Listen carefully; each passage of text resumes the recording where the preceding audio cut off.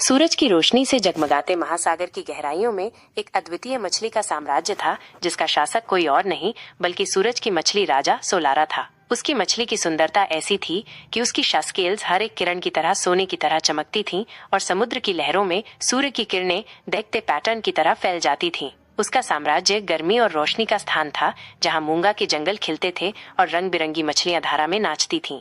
सोलारा का शासन शांति और समृद्धि का था, लेकिन यह हमेशा ऐसा नहीं था। बहुत पहले सूरज की मछली के साम्राज्य में अंधकार और ठंड थी और वहाँ कोई जीवन नहीं था। गहरे पानी में रहने वाली सभी प्रजातियां डर में थीं और समुद्र की लहरें शांत थीं। लेकिन सोलारा, जो सूर्य की किरणों को समेटने की दुर्लभ क्षमता के साथ पैदा हुआ था, अंधकार के समय में भी तैरते हुए आया। उसने सूर्य की ऊर्जा को समेटना सीखा और उसे समुद्र में लाकर गहरी ठंड को एक चमकते स्वर्ग में बदल दिया।